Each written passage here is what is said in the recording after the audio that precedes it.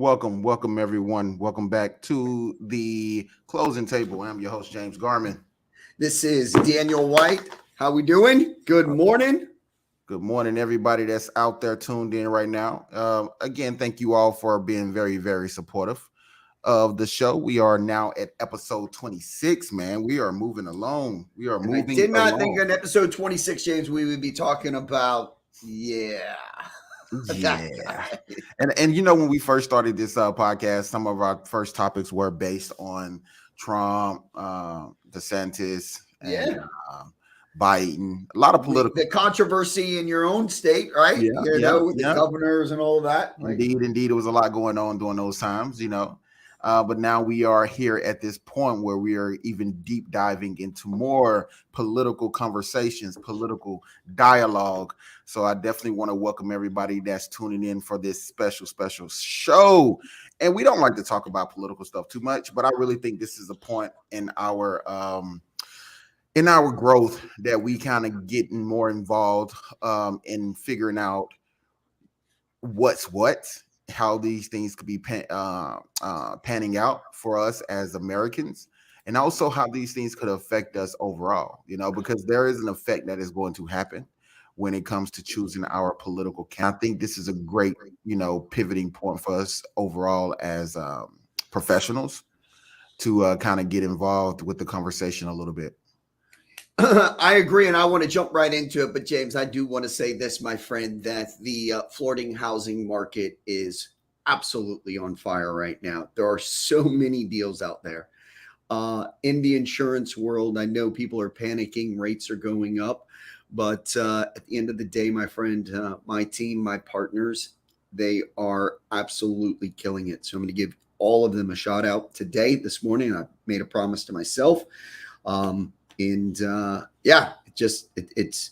all moving forward, my friend, all moving forward for you, me, the partners, the growth. And we just keep grinding away every day. And I could not be prouder of everybody. Indeed, I totally agree with that. So let's get started. Good morning, everyone. Good morning, B. Walker. Good morning, Dolores. Destiny, thank you for tuning in. Good morning to you as well. Mr. Isaac Ware, thank you for tuning in. Appreciate all the support, part of the team. Dolores, again, good morning. God bless America. Indeed. So let me say this. If you haven't already, please be mindful. Hit the like button, hit the subscribe button, and the bell. We would definitely appreciate all the support. Help us reach, new audiences by doing that. And if you don't mind, please share this to someone that you know could benefit from this conversation and would love to be involved within this conversation as well.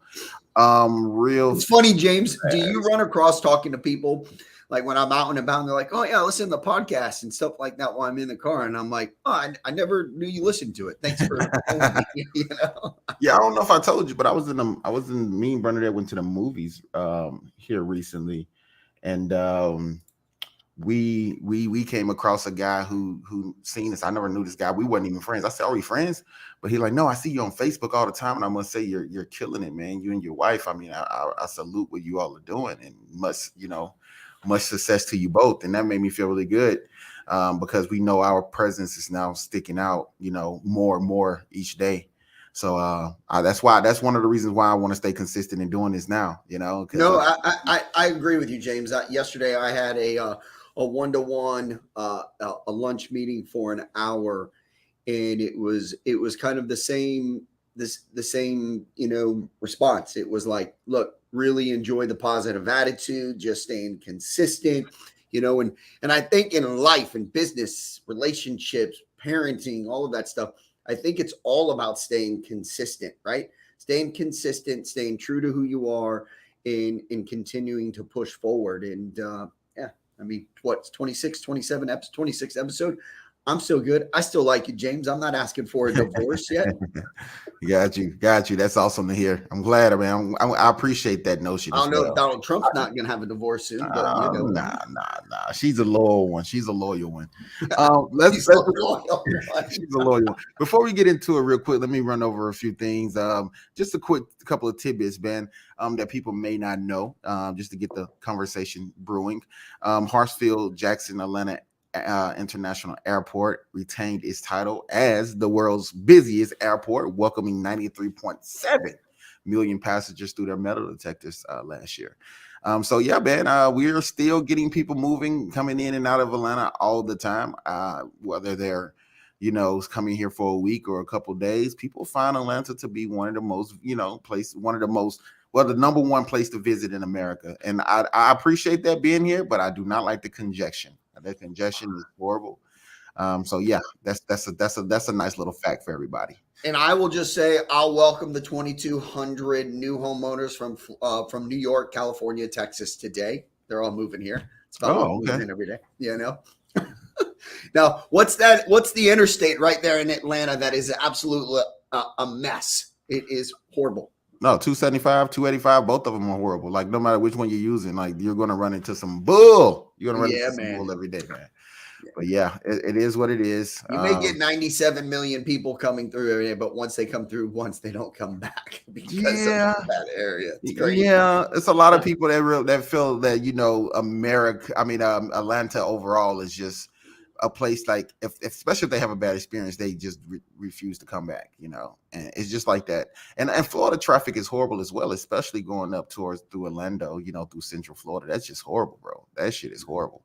We're a little bit slower here, though. We're a little bit slower. And we can tell by how the traffic moves. We can tell. Like honestly, it moves really damn it slow. So, oh my goodness. But yeah, man, let's get into this conversation, bro. Let's get into this conversation. We are talking about Mr. Donald Trump today. Mr. Donald Trump. Now, overall, if you don't know my take on Mr. Trump, then you obviously haven't been listening to the podcast. I am a supporter of Trump. I am one of the few, what they like to consider black men in America who support Mr. Donald Trump. And I don't take that title lightly. I mean, honestly, I think we and I can't speak for quote unquote what we consider the black community, but overall, I think there's a lot of transitioning happening from the Democratic perspective over to the what we like to consider the Republican sector. And there's a lot of transitioning happening because I think at some point in life, we all grow out of the generational aspect of voting and start to do our own research and start to figure out what party is right for you. Even my mother, who hated Trump 72 months ago, hated his guts, is now screaming Trump. I'm like, oh wow, I don't know if that's because of me or me, my wife, Is that but because she's been listening to the show? it's You're influencing her, James. Yeah, it could You're be influencing her. It could be, bro. I mean, I'm not sure, but honestly, we definitely I think the quote unquote black community is now starting to create a new narrative of how to vote versus voting because my mother and my grandfather voted this way. We're starting to find our own voice when it comes to choosing the political candidate that is right for us at the time. So and again, I hate saying that because it just creates this separation and this this segregated outlook, having to say the black community, white community, whatever. But I just hate having to say that. But people need to understand the distinguishment right now to why this is very important. But overall, how you feeling about this Trump situation? James, I think you're 100% right. I think we've had conversations about like financial responsibility and when we really started implementing ourselves when it was important to start saving and investing and stuff like that. And I think you said it right. Like we follow our parents' footsteps, right? All the way up until something clicks and you're like, okay, I'm on my own now, right? And that's not necessarily 18 years old when you're considered a legal adult or whatever it is. It's not true. And so I do think that, if your mom and your dad and your father and your aunt, your uncles and everybody around you is voting Democratic or voting Republican, I think you fall into that step. So my question would be is, when did you for me, I'll answer the question for me first. For me, when I realized that I needed to just stop voting because this is the path that I was in, wasn't probably until Obama, Trump, and this last election. And as more and more, I had to start looking into things in looking at the candidates. And where I really look in more so than the president is in my own state that I am in. And we've had conversations about the Santos and all of that stuff. And so for me, it was probably in the last, like, say, 7 years that I've really started looking at what I'm voting for, reading certain things instead of just going in there and marking Democrat, Democrat, Democrat, Republican, Republican, Republican. Right, right. I totally agree with you. For me, I went through this whole phase. I didn't vote for Obama because during that time I was going through this phase that the government was corrupt. It is what it is. It's all the government's fault. The reason why I'm broke is the government. The reason why this is the government. You know, if it's a tornado in my city, all the government did it. You know, I went through this whole Who was the candidate he was running against, James? McCain. Was it McCain or McCain? To my Obama, it was McCain. Yes. It was McCain, if I'm not mistaken. No, I think it was somebody outside. Oh gosh, I can't think of it. Either way, man. Mitt Romney. Yes, man. In our small town of Lando Lakes, the high school, they flew him in, and he had a big presentation, speech, and all of that here in Land Lakes, my friend. I've born and raised in Tampa, Florida, and I've never seen one, but right here in my own little backyard, we have this whole speech thing. It's crazy. You know, Trump was here in Cartersville. Was it Cartersville? I think it was Cartersville. I don't know, Bernadette, she can, but we missed him. We didn't get a chance to go down there, but yeah, on this next campaign run, I'll be there. But overall, for me, I went through this whole. I'll be there right with you. Season of, again, everything's the government's fault. You know, no matter what happened, it was the government's fault, and it took me a while to come out of that phase. But my mother, she voted for Obama. A lot of people that I knew voted for Obama. I just couldn't bring myself to do it. Don't know why. Don't know what the real feeling of it was. Did you vote? No, I didn't vote at all. Vote at all. I didn't. No, those 2 years, I didn't vote at all. I didn't start back voting until Hillary ran and Trump was running. Then that's when I started voting for Trump that year, because I was getting my bearings in order. I was trying to, lay out the structure of what my life looked like. Not my brother's, not my mother's, but what my life looked like, politically. What did I want to understand? What was I going for overall when it came to understanding the political fabric of American society? And once I was able to do that, I was able to start laying the framework for what I am today. And again, I mean, that's my own doing. That's my own research. That's not that I wasn't influenced by anybody or anything. This was me doing my own research and pretty much coming up with my own outcome and my own outlook of what I felt was right for me. James, that would be really hard for anybody, right? Like, being that and again, I'm just assuming the conversation we're having here, I don't want to, lean one way or the other, but it sounds as if growing up, you were always surrounded by Democratic. It was to vote that way. It was to register that way and all of that stuff. So to step out, start investing in yourself and understanding what's going on and who's going to help you and your family grow to, what you're expecting to grow to, and then, switch sides. That's a lot of work. That's a lot of work at the end of the day. Indeed, it is. And not only is it a lot of work, it's a lot of backlash that come from that as well, especially if you look at it from the perspective that the separation of skin color would create a social dynamic that would create and cause confliction within your own neighborhood into your own quote unquote, what we call, again, the community. So yeah, once I started posting on social media and everything that I was working towards started aligning with more of a Republic perspective, I was a quote unquote, what they would consider a coon, and any other type of derogatory statement that you can imagine. But absolutely. Yeah. I mean, because the assumption is, James, when you look at TV, if the color of your skin, if you're white, you're going this way. If you're black, you're going this way. And, again, how hard and difficult was that for you to go out and say, look, I'm voting for Trump. I'm a registered Republican, right? I mean, it's. Again, the dynamic isn't usual. The dynamic is, you do what everybody else does. You follow the path that has already been paved for you. If not, then you're part of the problem. And I felt that, overall the excuses I was making was more in line of creating more problems. So my suggestion, if you don't know which side to be on or what side to vote, how about step away from the political platform for a while and do some research. Don't be influenced by the news. Don't be influenced by your peers, and just sit back and actually understand what these political agendas, or because both sides have agendas. And there's, even if right now Joe Biden is in office, there are still some things that can benefit me as a quote unquote American individual.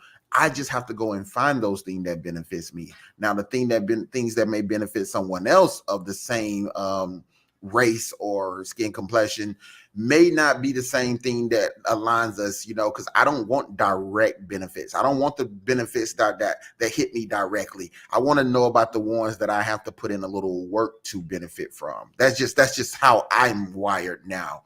But again, generational. I'm a generational government assistance child, baby. I'm like generation of government assistance. Like, grew up in that mentality. I don't want a president that's just feed me more government assistance. I want a president or a leader who's going to feed me more opportunity to get out of that. So those are the type of things that I weigh when it comes to a political candidate. And what about you? Like, how do you perceive these type of elements at some point, that, hey, these things aren't a fit for me and these things are, even though they don't align with things your grandma or your mother may, or your father or somebody like that was pushing? Yeah, James, I mean, when we started this whole thing, we had a conversation like at the beginning part of the year or so. One of the things that I did personally myself to help my growth in not just presidential elections or anything like that, but like my growth inside my state, inside my business, stuff like that. It was when I stopped listening to all the news media. Like, it is very difficult to watch the news media. If you watch Fox, CNN, BBC, whatever it is, MSN, NBC, if you sit there and you watch that for 15, 20 minutes, like, you are like, everything is one way, one sided. There's no opinions. It's this way and nothing else matters. So it really wasn't until the end of the year when I stopped doing that, and you and I started partnering up, doing these videos, doing these YouTube channels and all that stuff, where I got to read more, right? And I felt like in reading more, I was able to have a better understanding of both sides and make a responsible decision that I felt was for me, right? And for my family, and to push me forward. So the news media, absolutely crazy. And we are getting ready to get into the thick of it here come probably September, November. For the next year, every commercial is going to be, some type of campaign and some type of hatred. Somebody did this, somebody did that.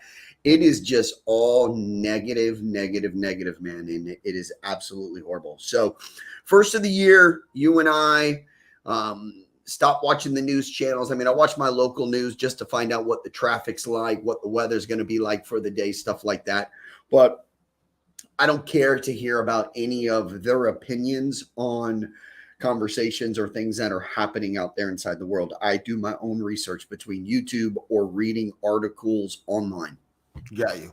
And again, those things are a great way to separate your own opinions, because you instead of pandering towards one news source, you can kind of research the directive in which that makes sense, or keep an even keel playing field. But with that being said, now that we are here, now we're at this point, I have to get into the difficult questions. I know you may have some for me as well, which is what I'm prepared for.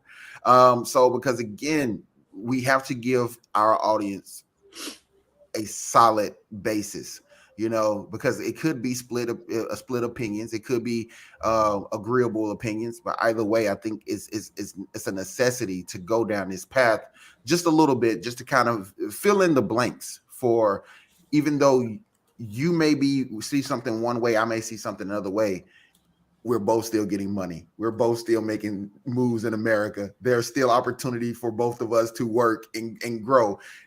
political outlooks shouldn't determine if I work with a person or not, or if I can have a relationship with a person or not. None of that shouldn't be the fabric of a relationship or building a relationship. So my first question to you, Mr. White, is Donald Trump guilty? They haven't presented it. All he's been indicted for. They haven't given any evidence on those indictments, right? Like they're holding off on it. When I look at the, what is it, 36, 34, 34 indictments and all of that stuff. 34 federal indictments, indeed, yes. Correct. I mean, when you read everything and you look at it, they're like, it's, well, this person said this, he said this, she said this. Like, where's the actual like evidence and stuff like that? And again, people will say, oh, well, there's 9 checks that were written to the attorney. It doesn't say that this was for Stormy Daniels. It just says that he was his attorney and he paid him back. That's going to be a hard case for, New York to say that that was directly for a payment or hush money that was paid back. So I don't like that. I don't like that at all. To answer this question, is he guilty? Yes, but I don't think he's going to get proven guilty. So by oh, he did it, James. I'm just saying he did it. He paid it, right? He paid the hush money. Did he? Did he? Of course he. But he's there's too many people that are saying it, but he's not going to get charged for it.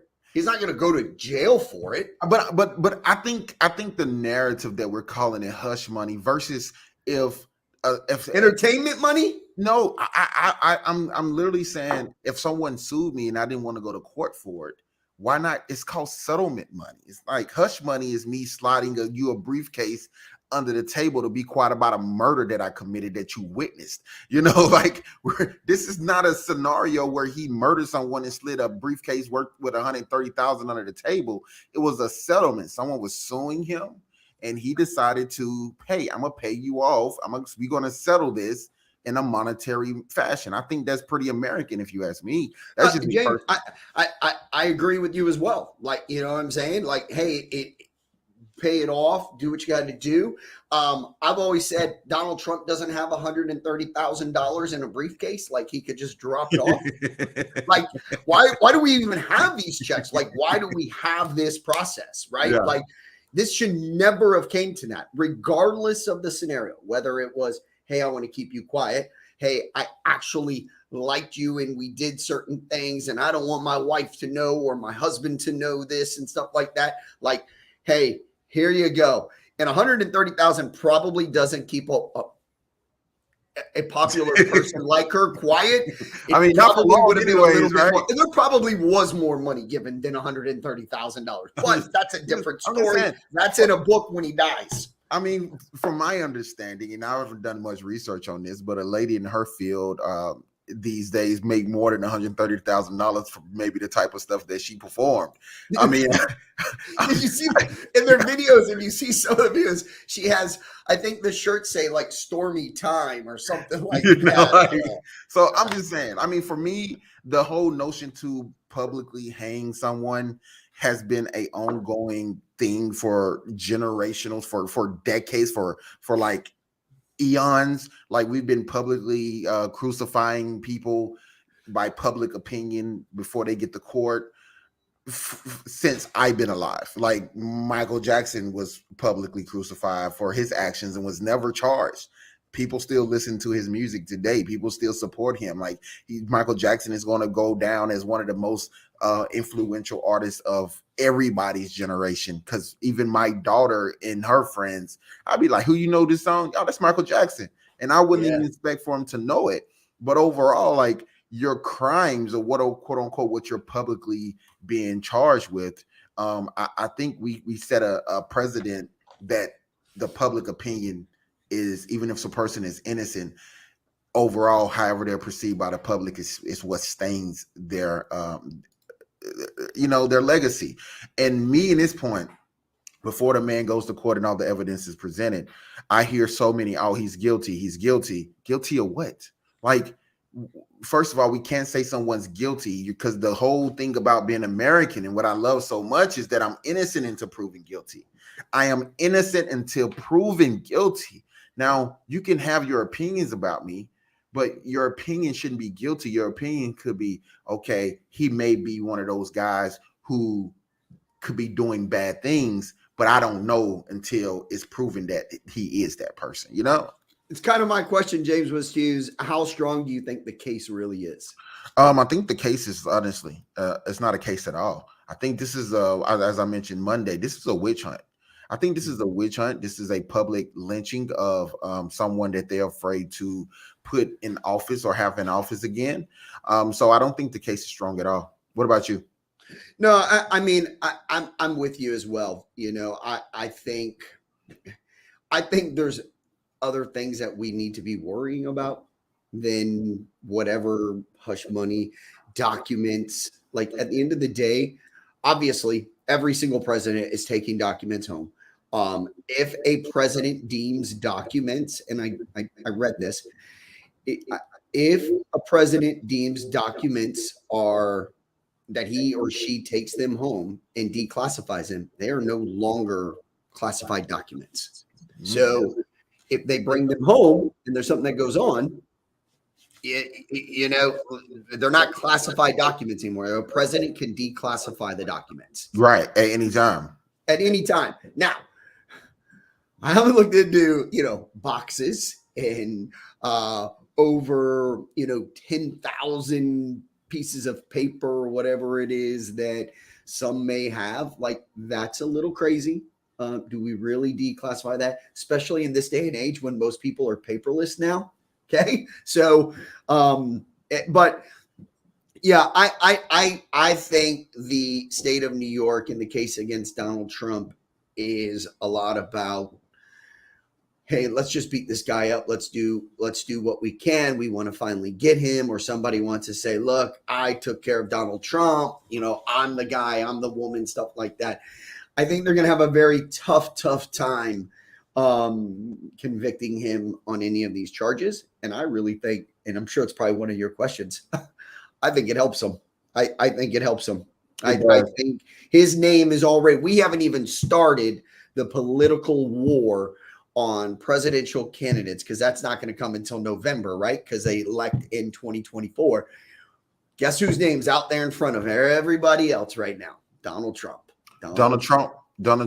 Headlines, New York, papers, all over the place. He's right now already out there ahead of everybody else. And I think as of, Tuesday on the indictment, I think at the end of the day, I heard that he had $7.6 million already raised for his campaign. He's up 72% as the Republican candidate right now. Like he's up 72% in Republican appreciation, or them looking at him as the guy that we want to run this country. And I don't know how true it is, but I did hear that DeSantis has some pretty good money as well.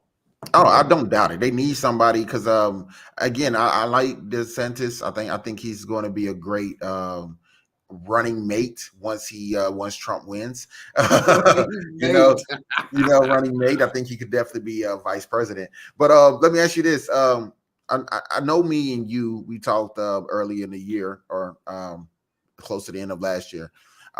If I'm not mistaken, you voted for Biden. If you don't mind clarifying that. I did not take that classified document home, James. Okay. So it is true. Yes. Okay. It is true. 100%. Now that we've experienced this narrative and this whole forefront of President Joe Biden and Miss Harris, Vice President Harris, what would keep you from voting for Trump this time around? Well, I don't want Trump. I want DeSantis. That's who I want, right? Okay. I want my guy from the state, so okay. I'm definitely pushing for him. So if DeSantis runs, then that if he runs against Trump, that's definitely who I'm going for, right?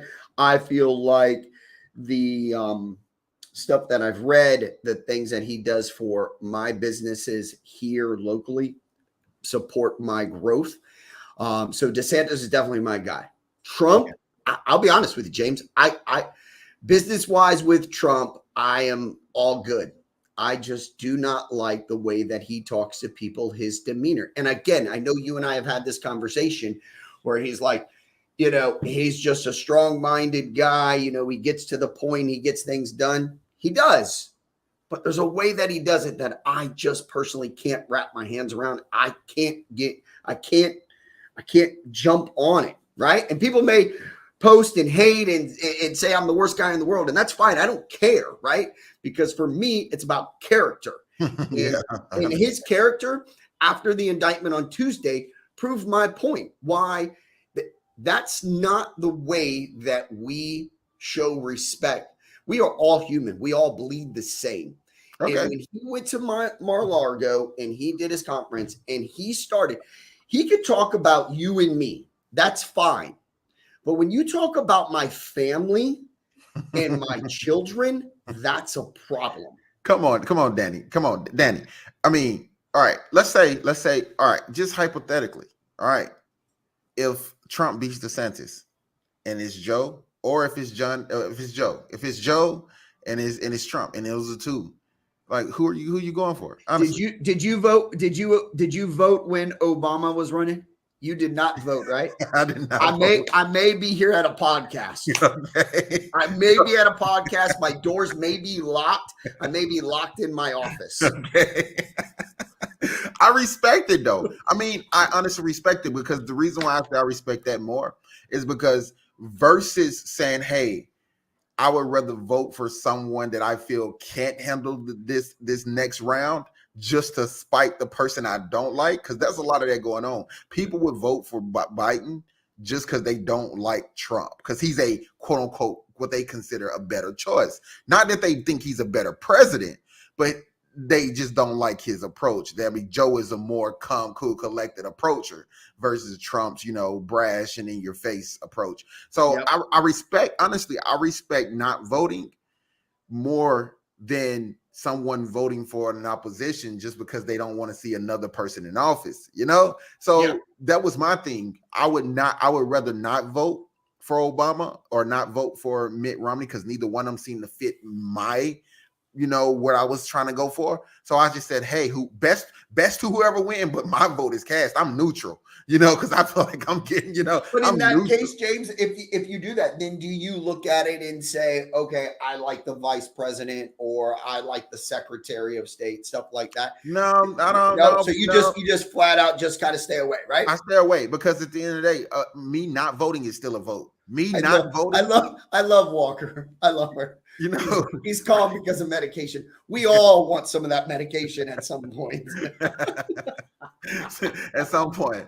But yes, I think me personally, I think not voting is still a vote. They say not voting hurts the economy, but it doesn't. I think not voting, consciously not voting, because that either way, it's not going to have the impact that people think it is, creates a new way, because it's like I'm not voting because I don't like any one of them.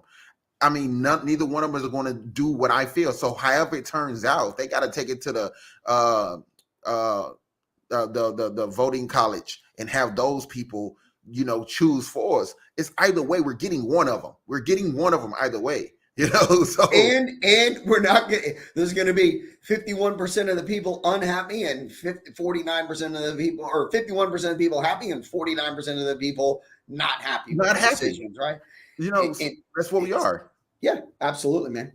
I do agree with you. I wouldn't vote if and again, I heard John F. K. Jr. he just threw his ballot in for Democrat to run against Biden. I don't know if you heard that as well, but John F. K. Jr. Is it John F. K. Jr. or Robert? It's one of them. They just threw their ballot in to run against Biden. He's challenging Biden for the Democratic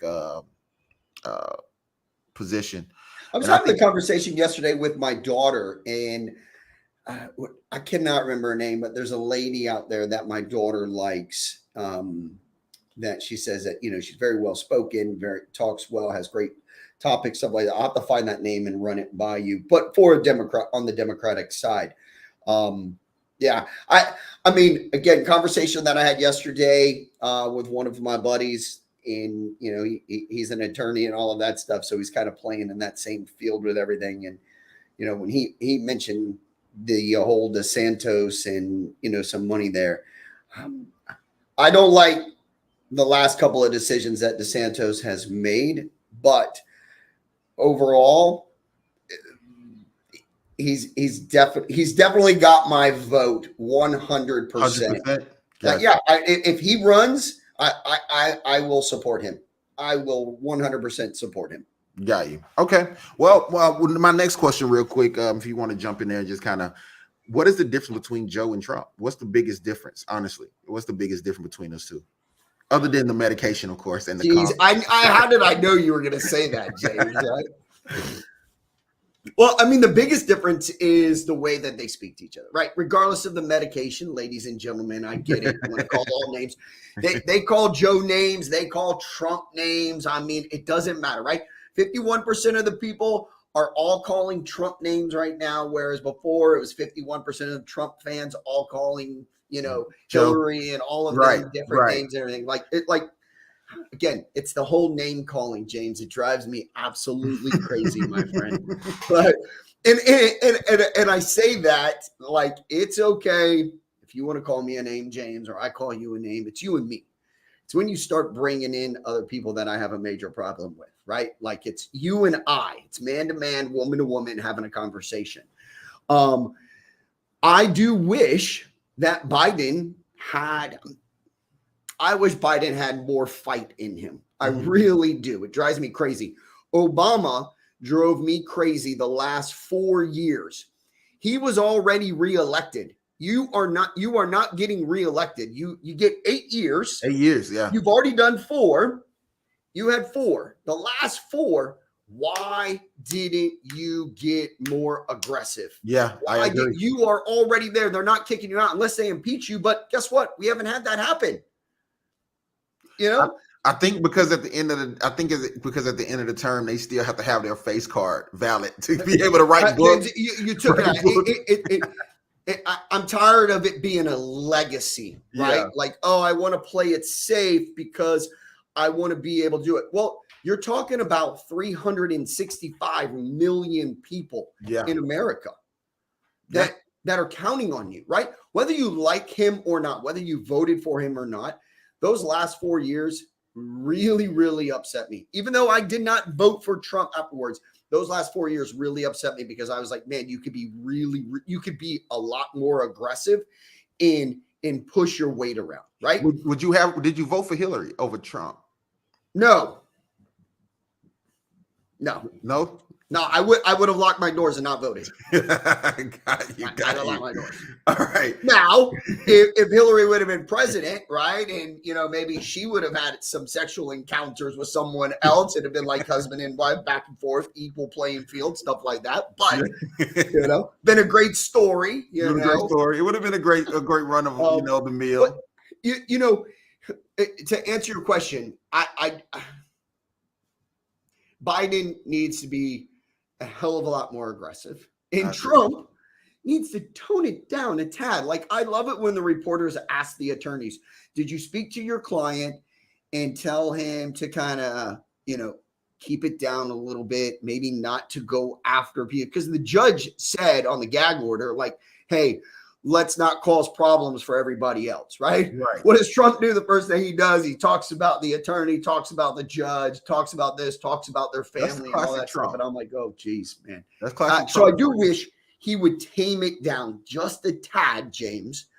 And I do think that I think he could gain from that, because there are probably people like me that are like, man, just stop. Just listen to somebody else that you pay $1 million to help you out every year. Got you. And the reason why I asked that, the biggest difference, is because it comes down to this. Would it be, and you say you don't like it when, Trump brings up, the other parties, the family, whatnot. And we know Donald Trump Jr. and his daughter are actively speaking on behalf of the family, because I think it's a family thing. Like, you're supposed to have that support, right? I Yeah. mean, but when it comes down to it, is Trump wrong, or is, I guess the question is, should they bring charges to Joe Biden and Hunter Biden once this campaign has ran its course, or should they have done that already? Because there's a lot of incriminating stuff on that Hunter Biden's laptop that we kind of got, it was pushed under the rug because he paid Twitter and he paid, Facebook and all these other platforms to kind of, push it under the rug. So isn't this kind of the same thing? You Oh, James, Trump won't even mention Obama in his driver's license and birth birth certificate. certificate. He becomes president. It is all about Biden, and it will be Biden better leave the states, because it will be all about, and who would it be? Regardless of Trump, if it was a different name, if it was James or Daniel in that seat, Yeah. and you're getting what's called railroaded, you're getting beat up, like, you know what I'm saying? Absolutely. Trump is 100% the guy that will come back and be like, oh, guess what now? I'm the president. I'm the commander in chief. Let's go ahead and take 15 lawyers that the citizens will pay for. But guess what? I'm going to go ahead and pay personally out of my own Trump Tower account for my 15 attorneys, and we're going to come after. Like, it's going to be a mess. It's going to be a mess. I totally agree. I do think Trump has a vendetta, a chip on his shoulder when it comes to everybody who's been on this witch hunt, all the Mar-a-Lago attacks, everything that's been going on with the Democratic Party attacking him, trying to get him, disbarred and all of this, impeached and all of this other good stuff. I do think Trump has a chip on his shoulder. I do think that he needs to kind of tone that down coming into this next presidential run.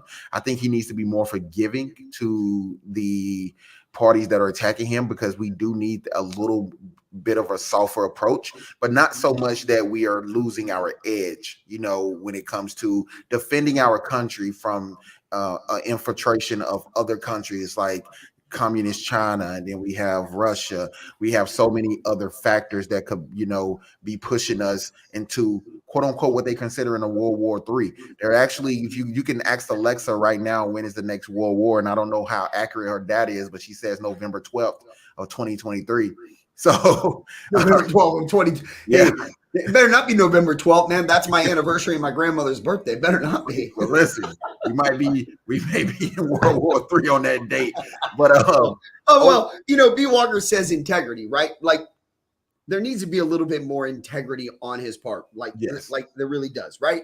Tone it down a tad, and I think you win. I think you win some more votes, and you get some more support, right, from those people that are kind of bouncing back and forth on the edge, right? And then Dolores said something about wouldn't hope Hillary would do tit for tat. I don't think she would, but it would be a great story and a great book if it was, right? Like, that's what sells. So I agree. And B. Walk also said Obama was used to get Black Americans on board with the agenda. Obamacare was started to introduce gender affirming child mutilation care. Google Trans kids visiting Obama shaking hands. I would love to get more into that conversation, but unfortunately we can't get more into that conversation today. We are not prepared, and I have to watch my verbiage in a lot of ways, unfortunately. So I don't want to get into, because I'm not comfortable at this point knowing how to approach that as a professional. So, and I can't say you're wrong and I can't say you're right. I'm gonna just say I'm gonna stay neutral to what you're saying. You're gonna lock your doors and not. I'm gonna lock my doors on that one.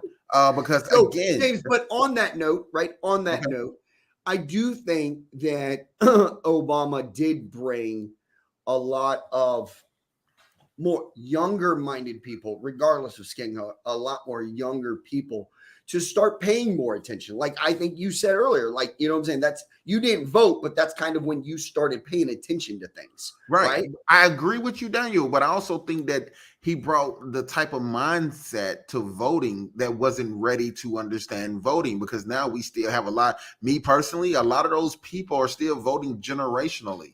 They're not voting for their own mindset. He was the first quote unquote black president of America. You don't, I mean, from my standpoint, I grew up with quote unquote black people screaming, this is it. We finally got a president that's going to save us. No president is going to No save you president's from, gonna save you you. know, no president is going to save you from your own mishaps in life. There's not going to be enough Obamacare or enough government assistance to get you out of your situation. I'm sorry, that's not the case. There's policies in place in every president that you have to put work into to get benefits that can make it easier for you to get out of your situation. But everybody's looking for a Jesus character to come down and say, hey, I'm your savior, let me get you out of your poverty. It's up to you to get yourself out of your poverty at that point. So Destiny said we need a strong woman for president. Don't worry, we're grooming one, lady. We're grooming one. now, I'm not against a woman president. I'm not against a woman president. I just think we have too much oversight when it comes to this feminist movement, when it comes to these other movements. We have too many movements to fully factor in how that's going to affect us. I mean, look at as Bernadette said right now, cackling Kamala. I wouldn't want her as president right now. I'm sorry, she can't answer a damn question. Like when a president goes to a different country and talks to a world leader, and the first thing she brings up is a damn Venn diagram, I'm looking at her like an idiot. Like, why are you talking about Venn diagrams when you're having a political conversation with world leaders? Oh, I just love those Venn diagrams. Like, what the hell does that got to do with them bombing us? So what the hell they got to do with us controlling the nuclear warfare that could possibly be going on in the next 10 months? So I'm just saying, I'm not saying this is all women. Again, that's not my stance. I just think that we are in a time where we could be facing some type of political warfare, and we need a strong person that can create a defense for us on that notion. Now, I know women are very defensive. Trust me, I know. I live with women, so I know women can get very defensive.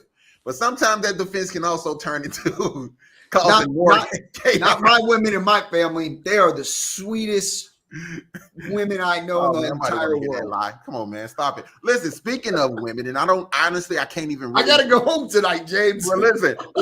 I really can't call. I don't know what. Just so I'm not crossing any new traditional lines, I'm gonna say these strong people on this show, The View, and we're gonna play this real quick, just to kind of show how. You're going to try another video, James? We're trying another video. But we're going to talk about this real quick because these are the strong people. I can't call them women because I don't know if they identify as women or thems or theys. And I don't want to be in that conversation that I mispronounced or had the wrong pronoun for a person. So I really do not. I really dislike Whoopi Goldberg because I feel like she's just always looking for a reason to attack.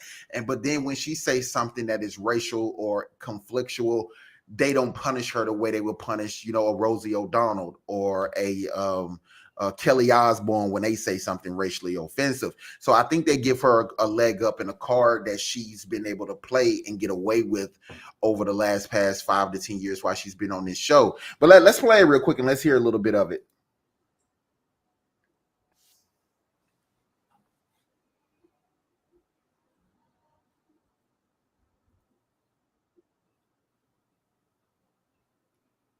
Oh, and again, won't let you play it.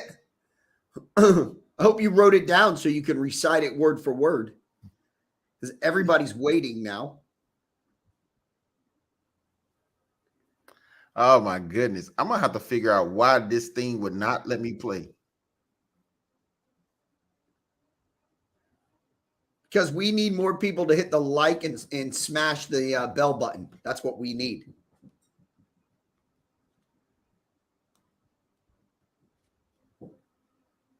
You're gonna have to narrate it, James. Yeah, it's gonna go in and out. Oh my goodness. I don't know why. I'm gonna have to figure this video thing out. I don't know why. Maybe I got too many tabs open. I got like 30 tabs open. That could be the issue. That's because you got 30 deals on the table. That's what I like to hear. That's what I like to hear. All right. The reason why I wanted to play that video is because the video is a group of people. Again, I don't want to mispronounce anybody in their right to have different him, thems, and hers, and she's and he's. So what I want to say is I watch this, platform quite often to get some clips here and there, and this goes back to what you were saying earlier, how people like to approach these situations and cause a lot of conversation and this negative conversation. And these are a group of people on this platform all agreeing collectively to call a man who was our former and is currently running for president guilty. Now, these are highly profound and profiled women, and I'm sorry, people who have a lot of influence on the outcome of public lynching. That's what I want to call this public lynching. And Whoopi Goldberg and her co-host got up there and said that Trump is guilty and we need to stop him. We need their words. We need to stop him. We need to get him gone. This sounds like something that what I feel like is a verbal threat. What does that mean? Because if something happened to Trump, if Trump got assassinated or something happened to him that was volatile, would we then hold them accountable for putting this kind of narrative out, talking about we need to get rid of this man? Like, what do you mean? Like, how do we approach this, man? Why do we have so much of this going on that this is okay? How is this okay to do? I mean, I'm just sitting here thinking, like I had said, right? His name is already out there, and we are over 18 months away from the election. It is masterful. Like the guy, you can hate him, you can love him. I love the whole business side that he does. I love it, right? Like negative talk, positive talk, talk all you want about me. I'm going to be your next president, right? No, you're right, James. I mean, people make those comments and it's okay for some, but it's not okay for the others. Right. Some people get a slap on the wrist. The other get shows canceled, get TV contracts taken away, all of that stuff. It's definitely not equal. It is not equal. And that's what we're supposed to be playing for is a fair playing field. But I think right now there's a lot of people on this earth who get away with things because maybe of their skin color, maybe because of, what party that has control of the media right now. I don't know, but I think it's wrong. I think it's wrong for us to be able to allow people like Whoopi Goldberg to get up there and say the type of things she's saying. Like Marjorie Taylor Greene, she's one of the most hated Republicans on the planet. Of course, we all know that. But she really did. I mean, me profoundly, I can sit here and agree with her. She said that this is the same thing they did to Jesus, the same thing they did to Nelson Mandela, the same thing they did, because it's a public lynching for someone who they have no real evidence against. Well, listen, James, most people with everything that's come after him would have ran, tucked their head, and been done with it. He kept it going. Yeah, kept it moving. Like his attorneys have even said to him, like on national TV when they were asked, they're like, I don't understand why this guy is not playing golf and like just staying out of the limelight. He doesn't have to work. You know what I'm saying? Like he doesn't have to do anything. He could live he could go fishing every day, home cooked meals, work out, whatever, play golf. I mean, he can do whatever he wants. He could have Stormy Daniels whenever he wants. You know what I'm saying? So let me ask you this last question before we get up out of here. Okay, yeah. Last question before we get up out of here. Why do you think he won't? What is the real agenda? Is he? I'm gonna ask this, but I'm gonna answer it real quick. Then I'm gonna let you jump in. Yep. My thing is, he knows what America is. He know what America was, and he know what America could be. And overall, I think he don't want to see the country he loves fall to tyranny. And I agree with that 100,000%. I think we're under attack, not just from the outer sources of the world, but inner sources as well. I think we have people right here on our own land who's trying to open up the floodgates and allow what they call consider the swamp in and attack us from the inside out. So I, I agree that Trump isn't the most profound person on the planet to lead us through whatever. I'm not saying he should be our president for the next 20, 30 years, but give this man another 4 years to get us back on track so we can continue to sustain a America that I grew up in, that I'm actually proud of to be in right now. You know, right now, if you look at the financial deficit at the GDP, we're 33 trillion in debt because we're constantly giving money away. We're constantly giving money to other people, to other countries, so they can become more powerful than us. There has to be somebody that gets in office that can put us back on track to be the controlling power in America and the world again. And even if we're not the controlling power, let's have some equal footing, because right now I don't even think we have equal footing. But yeah, that's my opinion. No, I think anybody that's in that seat, James, I think their agenda, the way that America looks, the way that American citizens should be, stuff like that, right? Trump at the end of the day, and again, I did not vote for him, but at the end of the day, what was it? 12 months, 18 months, he dealt with COVID, right? That was a lot to handle for any president, Trump, Biden, Obama, Bush, whomever, right? Like that was some crazy times for all of us where you are shut down. So he was dealt with some things. I don't know why he is in it, James. It's hard for me to answer that question, right? Because his belief in America, like, I don't raise my children to speak the way that he speaks, right? And again, he's on a different platform than us. So I really would like to see it. If he's going to run for president and my guy is not going to be president of the United States of America, I would really like to see him tone it down. He can still enforce his dominance that he has over the next 4 years and get things the way that he sees it, right? And again, we are all human. We all have our own minds made up in what we believe and what we don't believe. So he's not going to change everybody. But I do think the next 4 years he can be aggressive. But I do think I would ask if he's our president to stop attacking people that don't need to be attacked, right? Tone it down a tad. And if you think America is headed in the wrong direction, then get us on the right direction. But do it in a respectful,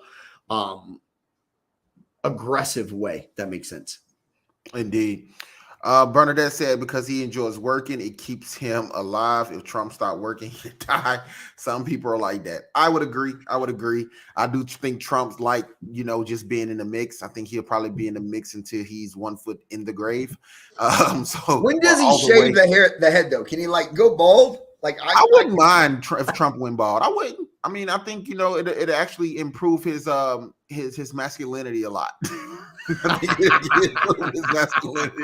So, what that means, I don't know. Yeah, I don't know. But indeed, overall, for me and everybody that knows me, is Trump 2024. I am all in on Trump 2024. Now, if Trump loses to DeSantis, I'm all DeSantis. I'm all the way in on DeSantis. I think DeSantis is a next runner-up with another great candidate. But right now, I can't see myself voting for Biden or the cackling Kamala. But if John, see James, it's the name calling, man. Come on. But it's true. It ain't. That's a character. That if just like I can call Trump now. If calling Trump the orange man is a name calling, but calling Trump the aggressive that's the bully, cameras. That's not what his skin looks like. That's the camera color. Listen, but calling Trump an aggressive bully is not name calling. Those are calling out factual character traits, So she laughs a lot. She likes to cackle. I mean, it's I love a character trait. I love it. So me though, honestly, I think John F. Kennedy Jr., once I do more research into what his policies are and what he stands for, may be a good Democratic candidate as well. So I don't know. I mean, I'm still doing research and just kind of going with the flow right now to see who's going to be our person. So other than that, if you don't have anything else to add, if nobody else wants to jump in the comment section, I want to say have a great day. Make sure you hit that like button, hit that subscribe button, and that notification bell. And yeah, man, we'd love to see you here Monday, and we're going to keep following this this trial because it's going to take 8-9 months. We're going to continue to follow the Trump train. Yeah, the Trump train, and it's also going to take 9 months before we get to a hearing. So yeah, if there's even a hearing, right? Yeah, if there's even one. So, but other than that, everybody have a great day. Thanks for tuning in again. I'm your host, James Garman. This is Danny White. James, as always, brother, thank you, my friend. I will chat with you later and see you on Monday. Yes, sir. Talk to you later, man. Bye.